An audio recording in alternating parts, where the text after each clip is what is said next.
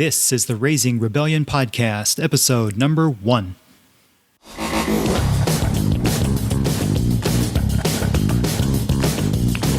Welcome to the Raising Rebellion Parenting Podcast, where we will explore how to help kids seek purpose and passion, challenge society's expectations, and avoid a standardized life. Now here's your host, Paul H.K. Hi, everyone, and welcome to episode number 1. It's a very exciting day for me to be launching this podcast. Thank you very much for being here. I'm very excited about our first episode. Today, I talked to Gina Ingram Murray. Gina and her husband Worldschooling their 3 kids, which basically means that the way that they school their kids is by traveling the world. She shares her really inspiring story of overcoming physical disability, her life as a nomad, having kids along the way, helping Syrian refugees, and her family setting up a nonprofit, all being done while traveling. Just a quick note on the audio. When Gina and I spoke, she was in Greece where the connection was not 100%. So every so often you'll hear a little distortion and her audio was cutting out a little here and there, but you'll definitely still understand the context of her story. So without further ado, here's my interview with Gina. Okay, today we are here with Gina Ingram Murray. Gina, thank you so much for being on the show. You're welcome. Thanks for having me. Yeah, absolutely. I'm really excited to talk to you about your story. You have an incredible story, and not just you, but your entire family.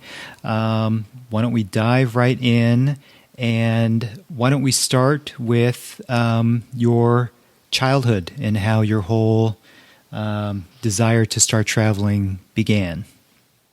Okay, sounds good.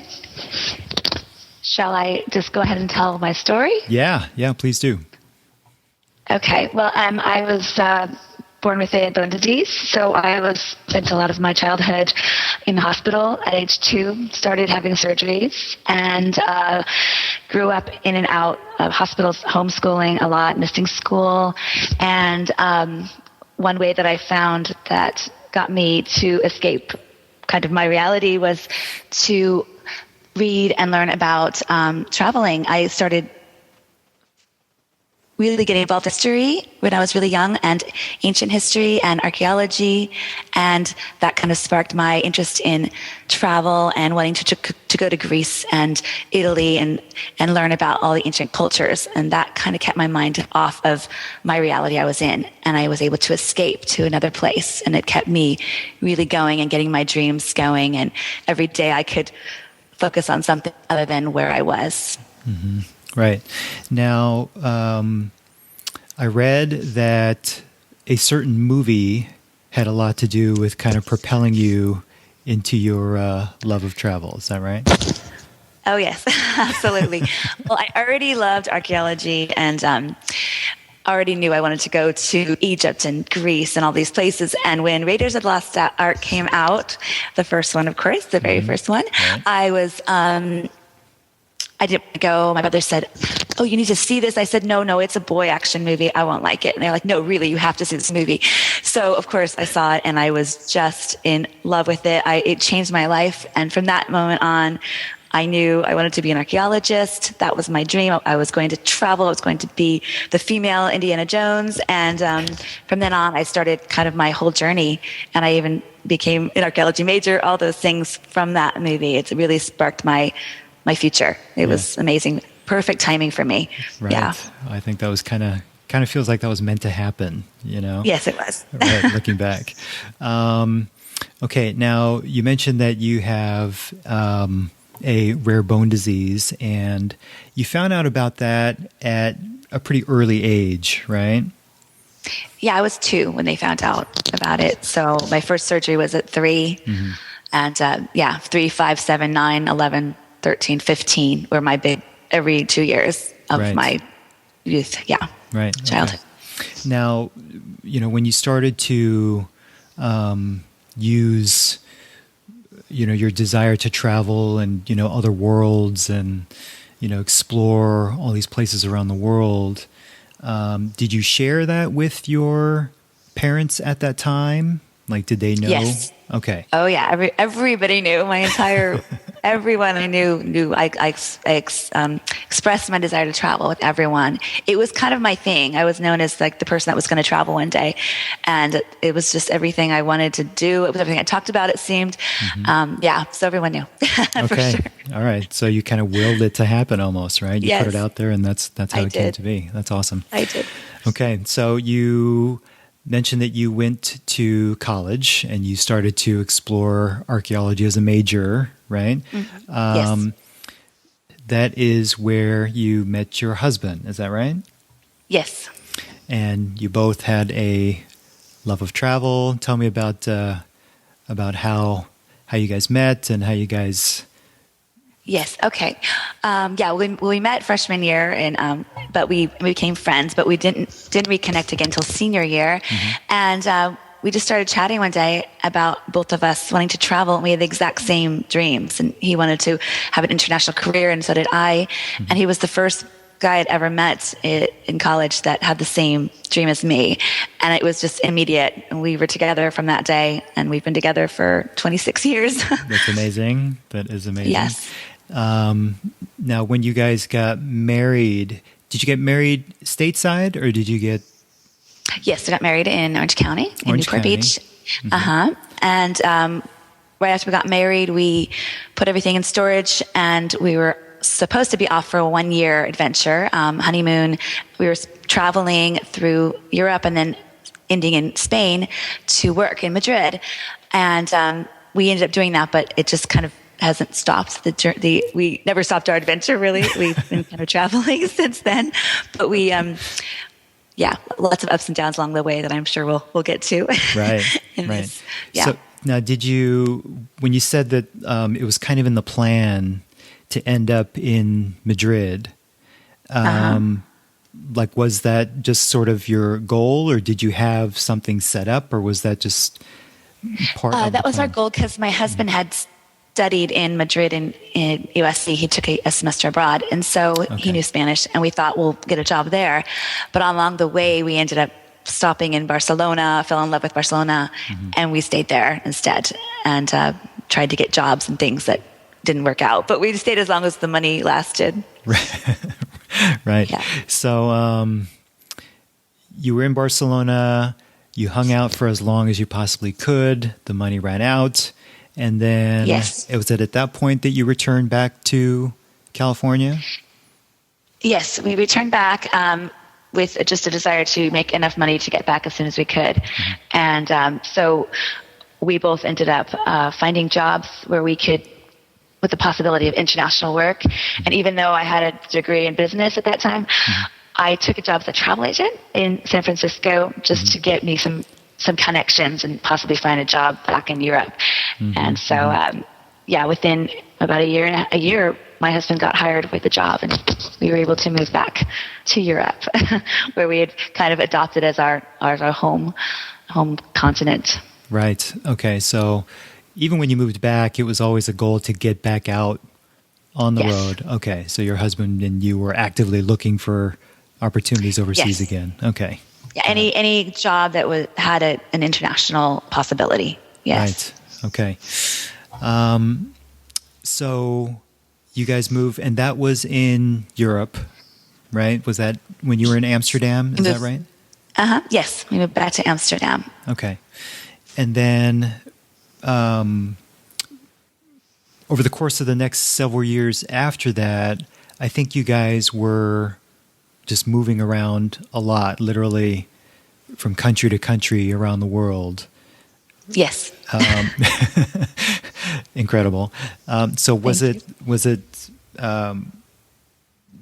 during that time? I mean, it seems like you were kind of guided by the milestones of each of your kids being born. Does that sound?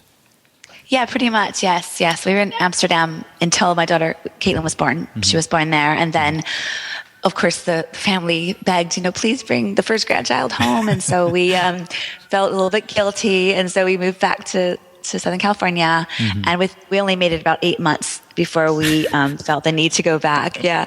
So my husband found a job, and we went back, and then the next one we were in Germany, and decided we didn't want to have our second daughter there. And so we moved back for her birth to California. My husband got an offer in Rome, Italy, and that was it. That was one of my dream places to live, and there was no question. I mean, he was on the call getting the job, and I literally started taking down the picture frames and packing the minute he was on the phone call. We were packed up and ready to go within 3 weeks over Christmas. It was crazy, but very exciting time. Right. So, you guys, were you for the most part just homeschooling the kids as you were moving around?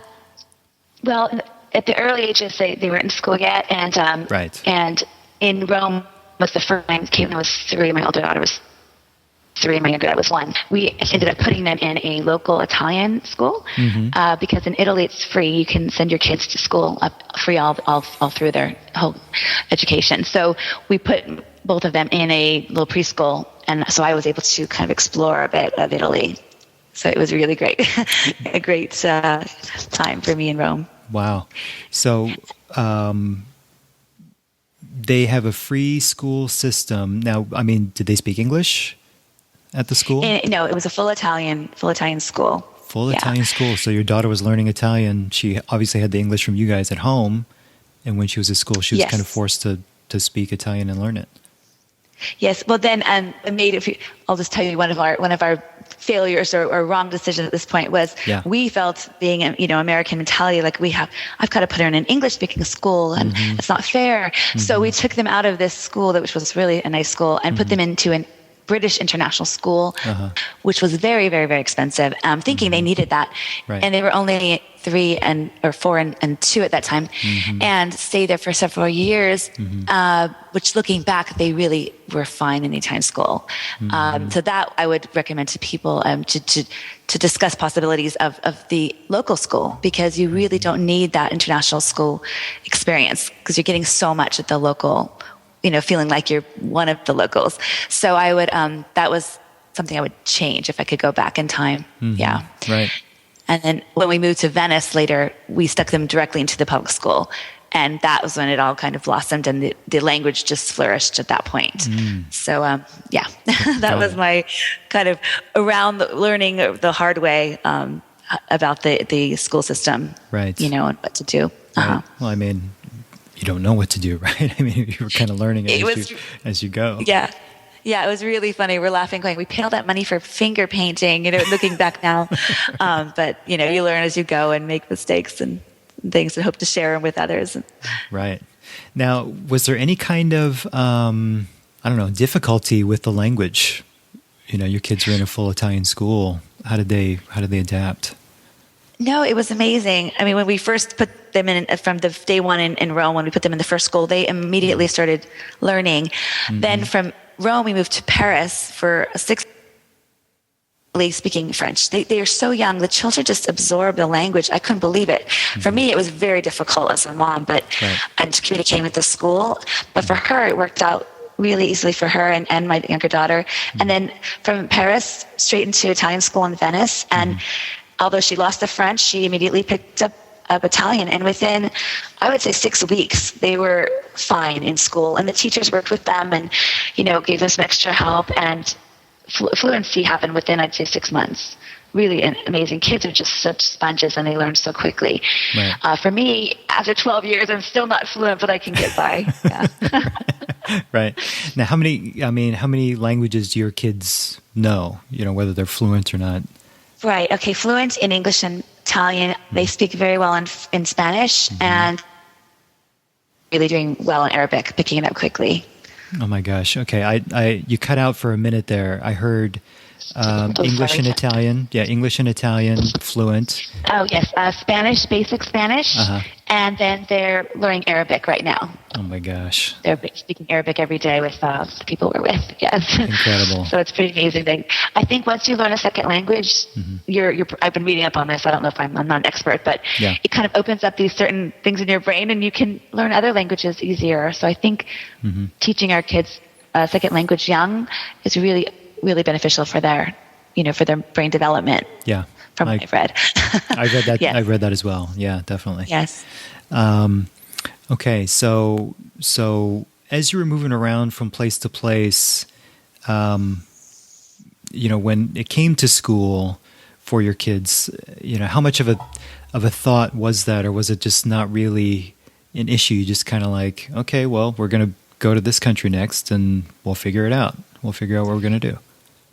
Well, it was quite an issue. That's why we ended up staying in Venice. We stayed there 7 years. Okay. Because at that point, we didn't want them to leave their friends. They were really immersed in the whole life there.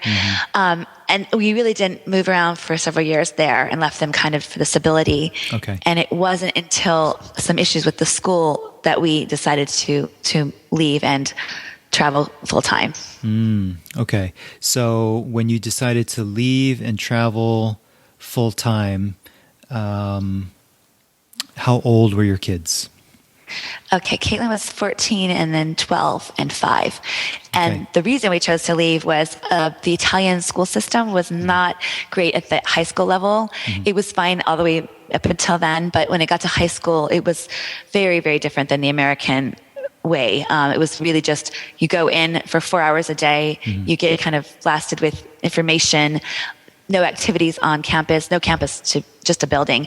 And the kids, they were pretty unhappy. It was stressful and a lot of regurgitation of facts instead of developing them as a person and getting their ideas and critical thinking and all these kinds of American way of teaching. It very different in Italy. So at that point, it was either put them back into an American school and move to Rome or something and spend all of our money on school, Right. or take them on this adventure and travel the world. So it was an easy decision for me Right. to travel. How about for your husband? Was it Yes. as easy in a decision? It was not as easy because he still had to work. He's kept a job this whole time. He's been a consultant for his own independent consulting company. And he kind of goes from job to job, contracts to contract. And some of them last 3 months, some for a year. And so a lot of times he had to be on site in London or Paris or wherever he was. And, he'd have to kind of parachute in and meet us.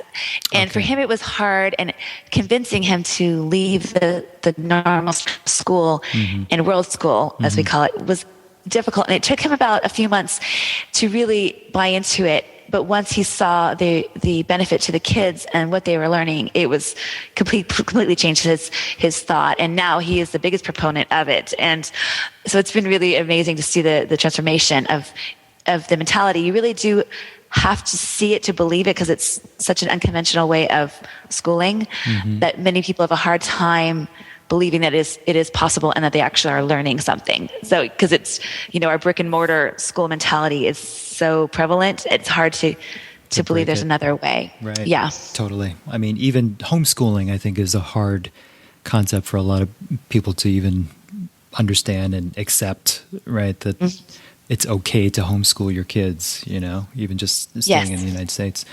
Exactly. Okay, you touched on a couple things there that I was going to ask you. One, I was going to ask you, okay, so how are you continuing to, live and put food in your mouths, right? So your husband has been working the whole time. He has a consulting business where he can work remotely, or if he has to fly out, he'll fly out and meet you guys back. Yeah. Yes. He going back to the original travel the world thing, he kind of tailored his entire career on being global and contracts kind of in all different continents and different places. And because of that, at the time, people were thinking, what is he doing? He's not doing anything stable. He's kind of running all different areas and learning all different things and all over the world. And at the time, it seemed kind of strange to people. And but as it turns out now, with the world becoming more global, it's worked out beautifully for him, because he is in demand now, because a lot of people don't have the experience with so many cultures and kind of a business culture to understand the international ways.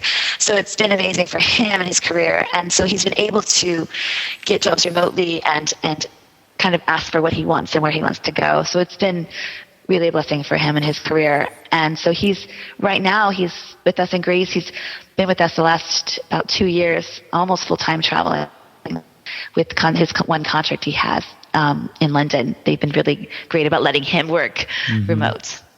Yeah. I mean, that's, it sounds like you guys were way ahead of the curve on that one, right? I mean, Yeah, it's really, yeah, way far ahead. Because that's all it is now, right? It's work remotely, and you're working from people all over the world, and you're on yes. Skype like we are. I mean, it really doesn't matter where you are. You know, you can get things done with Yes, teams it's from been around the world. Yeah.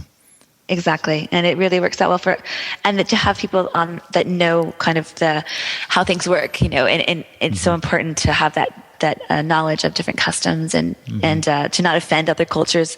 That took 20 years of developing, and it's been really good even for me. I worked with other cultures, and it is truly different. You have to know so many things. So it's been a great experience, the travel, the working around the world for us and our kids to learn, because it's with the world being global now, you really do need to know different customs, and it's not all American way. It's really is different.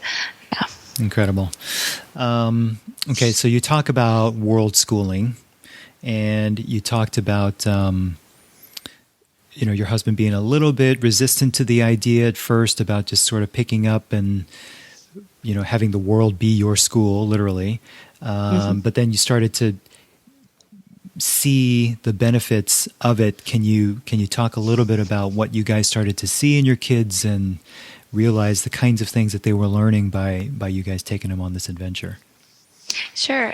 Well, it started off with, of course, how most teens are. They're stuck in their little bubble, of where they live and clothes, the cliques and all the things that go along with teenage life. And I wanted to show them that there's so much out there, and that they can reinvent themselves and create their own lives and who they want to be. And so we started off with that, just traveling around and developing who they want to be, not because it was cool, but who are you as a person? Who do you want to be? And it immediately, as you take them out of that environment, they got to dress how they want, be who they want to be, learn what they wanted to learn. And it was just so for them, just so exhilarating to become who they want to be, and not what was cool or what that person said you need to do. And so that was the first thing that really they noticed immediately. But then later on, it was just the confidence, learning about the world and learning that the street smarts, how to get around negotiation and how to navigate the world, how to be independent and flexible. And everything doesn't go so easily, and spontaneity, and learning that, sometimes you just have to change your plans based on any factor that might come about, compassion, generosity. I mean, there's so many lessons learned that they've truly become these global citizens over the past 2.5 years.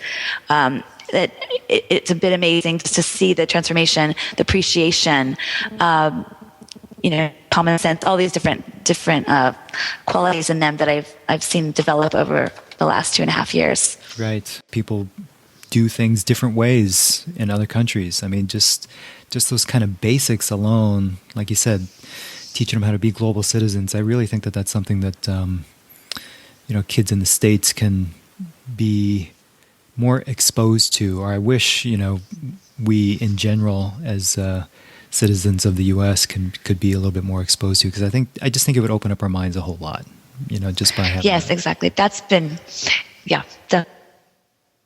to respect every culture and others, and to learn that everyone has their own story. That's probably been the biggest thing for my kids. Yep, that's amazing. Now, on the flip side, do you think that there are anything, like what kinds of things do you think your kids might be missing out on, by not going the more traditional route? Can you think of anything? Oh, yeah, definitely. I would say friends, just that constant friendship around them. That's probably the biggest thing they miss, is having that friendship, just that daily, seeing them at school. But as far as the traditional American school, since they never have been or would never have been going to a traditional school where you have, prom and football games and pep rallies and all the things that we had as kids, they were never going to have that. So for them, they're not missing that. I feel like they're missing it because it's in my mentality. I feel like that's part of high school, but they're not missing it because the rest of the world really doesn't do that. It's really just very American kind of thing to do. So Probably just friendships, but then again, they're making so many friends as they go around that they don't feel lonely. And now that was kind of how it began. My daughter was a bit unhappy with leaving because of her friends, and now she wouldn't even have it any other way because she's making so many friends around the world. So as long as they have exposure to friends as they go, that's the biggest thing. And we make sure to go places where they can meet other kids. Every summer we spend 2 months in Venice where they get to see their kids. They do summer camp. Right now we're at a place where they're making tons and tons of new friends.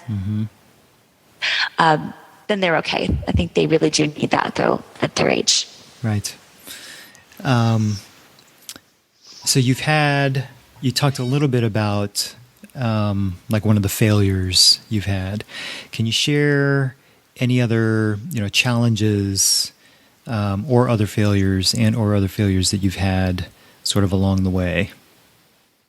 Yes, probably the biggest would be money. Because of my husband's career, it's kind of feast or famine. If you don't have a contract, there is no money coming in. So a couple times, we've had some times where there was no contract, or especially after I had my surgery where I had cancer and I lost my shoulder. I know we haven't touched on that yet, but I had a big surgery and I was unable to care for our son who was 10 months old because I can't use my left arm anymore. And he had to give up on a very good contract to stay home full time and take care of our son who was a baby. And that was hard because money wasn't coming in, and we were literally, scraping by every month to get food on the table. And luckily in Italy, they are really nice about rent, and we were able to not pay rent for 6 months until the contract came about and he was able to recoup the money. But so really just financially, a lot of highs and lows financially. But, that's been a lot of lessons learned in that one as well. So, about careers and how to navigate the contracting world. So we've learned a lot from that. Right. So you talked about your surgery. Do you want to talk a little bit? Because I know you had some other, some other things going on besides your surgery around that same time, right? Do you want to talk a little bit about that? Oh, sure. My son was born, I was in Italy. We flew home to America to have him for a month, or 2 months actually. And while I was there giving birth to my son, my father was diagnosed with lung cancer. And so that was really hard, a lot of stress going on there.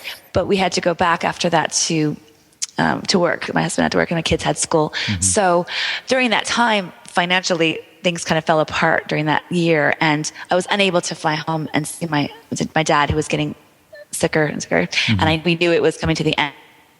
So that was one of the hardest times for me. And finally I was able to fly home, and he died within 2 weeks of me being there. And literally 5 days after he died, or after on my shoulder, and ended up losing my shoulder blade and the entire use of my left arm.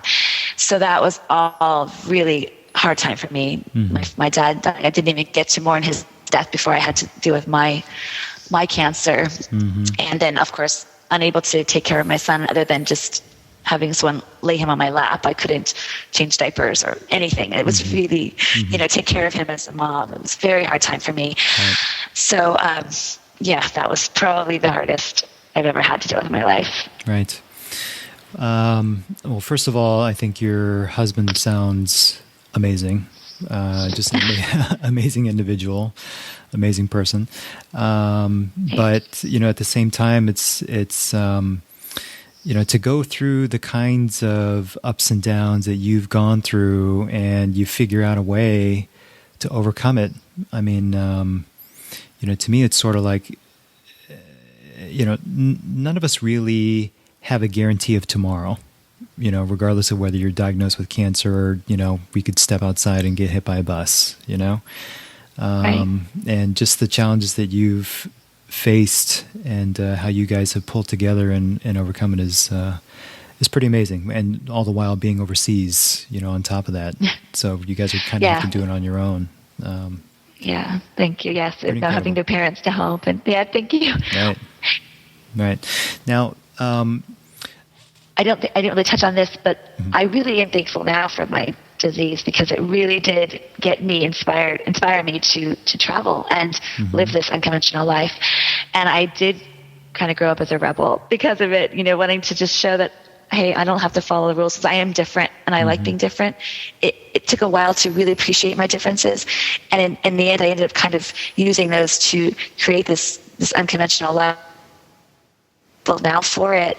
And as well as the cancer, if I didn't have my cancer and lose my arm and realize that, hey, this is real, it can happen again. And my life, like you said, there's no guarantees. That kind of spurred us to travel around the world full time. And so although these things have been hard, I don't think I'd change them because I love the life I have, and I wouldn't have chosen this life if I didn't have those things happen to me. Yeah. It's, it's so crazy to think that, obviously that can happen whether you're traveling or not. And I just think it's so unfortunate how we all kind of take living for granted, myself included. Like I, play it safe a lot more than I want to. But that, a lot of times it just takes that big jolt to your system to have something kind of extreme happen in order to kind of push you into doing something that you've always dreamed about doing, or that, you only have one life kind of mentality, right? Yes. The human condition, we're all conditioned to think that way maybe. We all like to just play it safe. I don't know why it requires that kind of experience, us having that kind of experience in order to propel us to do great things and interesting things and explore and, go seek out adventures. But, I think if anything, your story just tells everybody, hey, why wait? Exactly. Really, exactly. Really great. So I guess kind of along those lines, have you ever, you mentioned a little bit about how your family was saying when your first daughter, Caitlin, was born, about, oh, can you please bring her back? First grandchild. We want to spend some time. Did you guys ever have any kind of, haters, for lack of a better term, people saying, you guys are being irresponsible or how can you guys be raising your kids? Yeah. Can you share some of those stories? Oh my gosh. Yes, absolutely. How can you do this? When are you going to settle down? You have a child now, you keep running around and being irresponsible, all just on and on. Everybody, our families, our friends, it was always, when are you going to settle down? When are you going to be normal, quote unquote normal? Right. All the time, for years and years. And then of course, after the second child, my daughter was born, Cassidy, it was, now you have two, you can't possibly do this with two, and because of my limitations with my arm already before I had cancer, they were worried about me dealing with this. And I said, no way, I'm not going to take this. This is a challenge. I can overcome it. So we would keep traveling. And then of course the third one came along. And I think by that time are normal. And they finally, it took probably 15 years.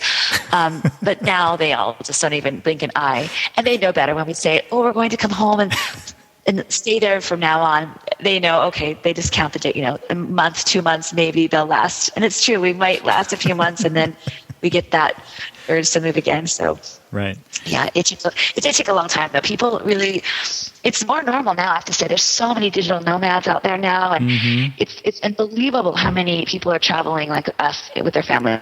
Yeah. I definitely need to do more. Unconventional. Yeah. It was really new. I think a lot of it comes from a good place. They care about you and they're kind of giving you advice that they think is right for you according to their perspective, But at the same time, I think deep down inside, they're kind of like, man, I wish I could be doing that. They're seeing the world. Right. Well, I think it makes people also question their own lives. Like, wait, well, my life, I'm sitting here and they're out there doing that. Why can't I do that too? And I think it's maybe easier when we're sitting next to them and everyone's there together and nobody has to think about other opportunities or possibilities. So we have opened a lot of minds. And in fact, we have inspired a lot of other people to travel. So that's been really good for us. Yeah. Fantastic. Okay. So speaking about travel. Give me 1 second here. I have some stats. although these might be outdated by now. You have stayed in 38 countries and 4 continents. Is that right? Or is that... Yes, actually up to 40. I haven't updated it. Okay. 40 countries and 4 continents. Well, we haven't lived, we've traveled to 40. Yeah. We've lived in, I think, I can't remember anymore what it says on there. It's been so long. Right. Yeah. So that's obviously quite a few of places that you have been to. Can you tell me what some of your favorite places are that you visited and why? And how about the same for your husband and your kids? Okay, yes. I actually just asked them all that. And the overwhelmingly best place for all of us is Egypt. Egypt is number 1. Egypt. Second is Turkey. Mm-hmm. And pretty much every Middle Eastern country is hands down. They're hands down our favorites. And the reason is, for Egypt, for instance, it's for me archaeology, of course. And my daughter, too, she was an archaeology, love history and archaeology. So Egypt has everything, you could ever imagine. But the people are what make all of our travels come to life. The people that you meet on the way. And Egypt has the most friendly people. And same with Turkey, Jordan, Israel, Palestine, Morocco. All the people in the Middle East are amazing. And so that's what makes these places our favorites is the hospitality, the friendliness, the generosity. Even though they have nothing, they will share their piece of bread with you. The kids are so sweet. They come to you and just hug you and tell you they love you. And it's just the most warm and welcoming area of the world that we've ever experienced. And so that's why we keep kind of coming back to that section of the world. That's fantastic. Definitely on my bucket list. Egypt is. Now, were you? And don't believe everything you heard on the media either. I was going to ask you that. I was just about to there's been a lot of unrest in recent years about in Egypt. Were you guys privy to any of that? Did you see any of that, or did it affect you guys in any way? No. No, that's why I wanted to say, you hear so much on the news about the Middle East and the people, and no, nothing. We felt nothing but safe and welcome. And people come across the street, run over, welcome to Egypt. They're so happy to have people coming there because they've lost so much tourism. Right. And really, if you're not in the areas of unrest, the where they protest and things, we felt completely safe and rightly so. I think there's more people that die in car accidents and things that happen around the world. Car accidents, furniture falling. We looked at statistics. I think people get killed by furniture more often than by a terrorist attack. So I just can't go through my life worrying about every little thing that could happen because then I never even step outside my door or in my room. And, if a piece of furniture is going to fall on you. So that's kind of my mentality. I just go and I follow, and of course I read the travel warnings, but just be smart. And we kind of we stay in places. We take our own transportation. We don't go on big tour buses. We tend to hire private drivers. There's lots of ways.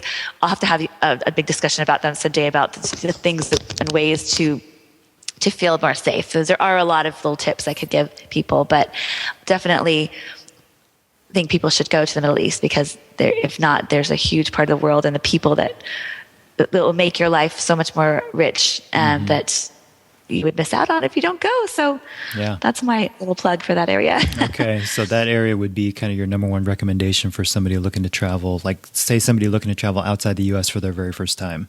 Egypt? Yes. Maybe Egypt or Turkey. I mean, right now I know people are thinking it's not as safe right now, but I would say definitely Turkey as well. Maybe not the Ankara or places like that, but I would say Western Turkey, the coast, Cappadocia, places like this would be probably my number one. I think Turkey is a great introduction because it's still very Western, but has a great Middle Eastern feel too. And then from there you could move on to places. Yeah, that's what I would probably recommend, Turkey first. Okay. Fantastic. All right. Now, during your travels, you and your family have started a nonprofit charity as you've been traveling around. It's called Kids Unite for Hope. Is that right? Yes. Okay.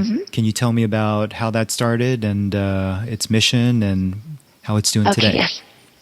Okay, well, we were traveling, we were actually in Romania during September last year, and there was that little boy, Aylan Kurdi. I don't know if you remember. They found him washed up on shore. He was a Syrian refugee, and that beach where he washed up on shore was right near where we go every year, where we have many friends in that area. So immediately we had to go and do something. We read about the refugee crisis, and we just packed our bags the next day. We were on a flight, and within 5 days we were in Bodrum where it happened, and meeting with all our friends and discussing the situation. We actually went directly to the beach. We did a little memorial for him and his brother and his mom. We made little memorial, and just wanted to be connected to this crisis. And so we stayed a month in a couple weeks, and we spent the entire month going through and meeting the refugees, helping them. They were on the streets of Bodrum waiting to cross over to Greece. And this is when the border started becoming open, right when Ivan Krudi was found. The whole borders became open to Germany, and they started flooding in. And so we met hundreds and hundreds of refugee families that were literally on the streets with nothing except for what they could carry on their backs, with babies in their arms, no strollers. It was just really sad. And so from that, they wanted to start something bigger, not just a GoFundMe page. And so they started Kids Unite for Hope, and they did everything, the website, the logos, the writing, everything was kind of a labor of love for them. And from that, we began traveling and helping others.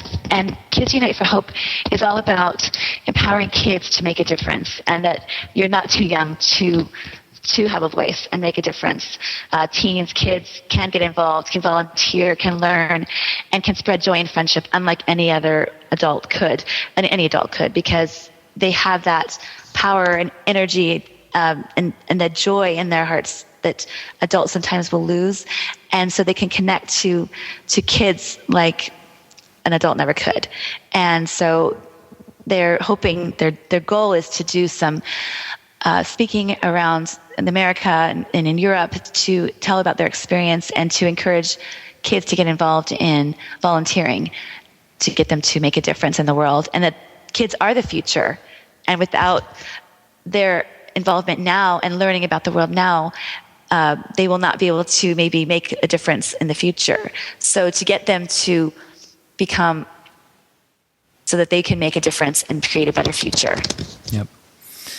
That's kind of the whole mission of it. That's pretty fantastic. I, for one, am a believer that adults can learn a lot from kids, and I think we lose a lot as we kind of we grow up and we get more affected by society and people around us and expectations and the whole thing. So I just love the perspective of kids, and I want to do everything in my power to help my daughter hang on to all of that for as long as possible, Yes. But there's only so much you can control too at the same time. So, yes. But Kids Unite for Hope is pretty fantastic. That's awesome. Thank you. Now, I know your oldest daughter, is a blogger who is writing and posting all over social media about her adventures. Do you want to tell me a little bit about her blog and what she's doing? Sure. Her name is Caitlin, and her blog is Travelin' Kate, travelingkate.com. Yeah. And she began writing really as a school project. When we started traveling, part of their school was to do a blog. But it's really inspired her to write about kind of more, become almost a poetic in her writing. She writes just with such a beautiful way of describing her surroundings. And she's written about 250 different posts. Only about 125 are posted now.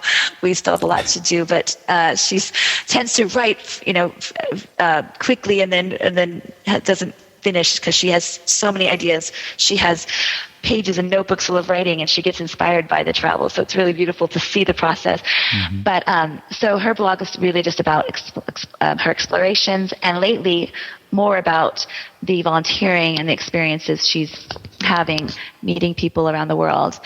And she also just she's a author now for Chicken Soup for the Soul. Her book just went out on bookstores last month, and it's called The Joy of Less.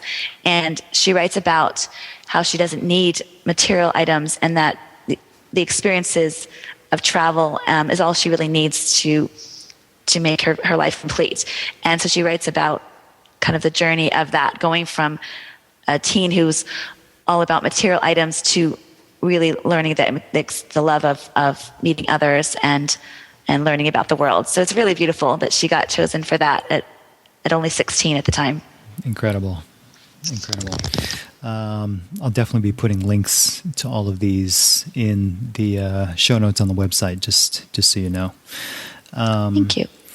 Okay, so try to wrap it up. I know you have a busy day ahead of you. It's early in the morning for you, late at night for me. I need to go to bed at some point tonight. But can you tell me, so what does the future hold for you and your family? Do you guys have short-term plans, long-term plans? I mean, obviously travel, but do you have any plans to stop at all or just keep on going? Well, right now we've been in Athens for 6 weeks, so we're staying here another 2 months, working with refugees here, which has been amazing. I could talk for hours about this experience. Yeah.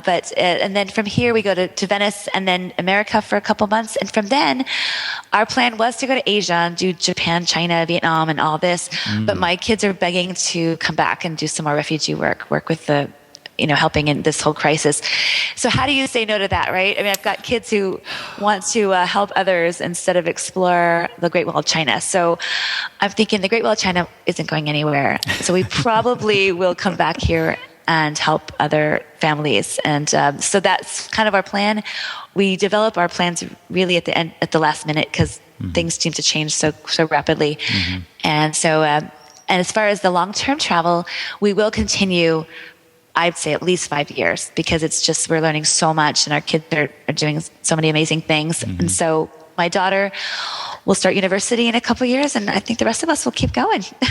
Wow. So you're going to leave her behind, huh? Yeah, I know. She's already saying, maybe I'll take a gap year before and just keep traveling. She's been taking several gap years. She's been taking 16 gap years, right? I know. She's really had funny. a life of gap years. Exactly. Okay. So, and I could easily talk to you for another hour just about your experience, with the refugees right now and everything that you've been going through with that and how that's affected your kids and everything. But maybe we save that for another show, because I don't want to take up too much of your time here. But, Okay. So my final question is, this podcast is called Raising Rebellion, where we talk about the rebellion is really a rebellion against societal expectations of throwing our kids through the system of, school, then job, then career, rather than seeking out and exploring, looking for things that are more meaningful, things to do in your life. What advice can you give to parents or kids on how to become a successful rebel in life? Well, I would say my dad was a rebel himself, did things in his own way, and he inspired the rebel in me to do things to follow my heart and my passions, and always inspired me no matter what I wanted to do.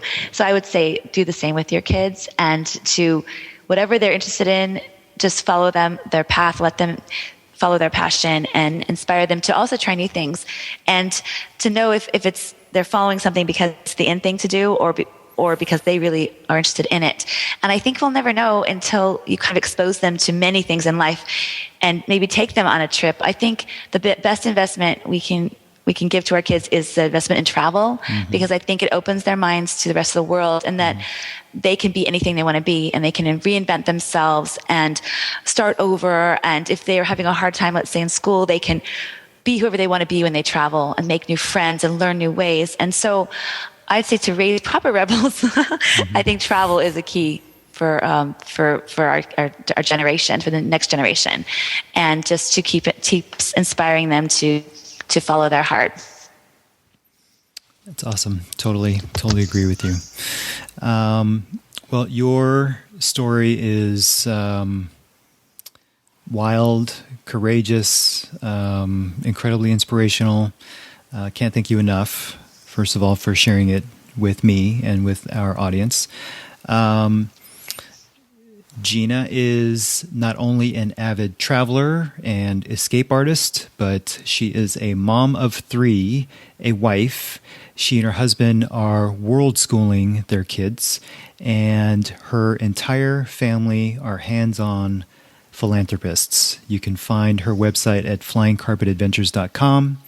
Her daughter Caitlin's blog is travelin'kate.com. That's Kait. I will put those links on the website. So I think it's incredible that you do what you do with your family, but not just the traveling, because the traveling can be very selfish, right? You can just kind of go through it and be experiencing it for yourself and just for your family, for the sake of just, you and your family. But you guys have really incorporated some pretty deep altruism through your travels as well, and giving back and helping others, especially with the whole, refugee. You guys just took off and ran into the refugee crisis over there and are helping as many people as you can, on the daily, let alone with your charity. So I think that's really incredible what you and your family are doing. So thank you very much for the inspiration. Thank you. Yeah, no, I wish you and your family nothing but safe travels, and I'm really looking forward to hopefully meeting up with you when you're back in LA. Oh, thanks for having me. It was a pleasure to be on your show, and I love what you're doing. You're an inspiration as well, and so anything I can do to help you as well with your Raising Rebellion, I love it. The name is awesome, and so thank you so much for having me. Absolutely. All right, we'll talk to you later. Thank you. Right. Bye. Bye.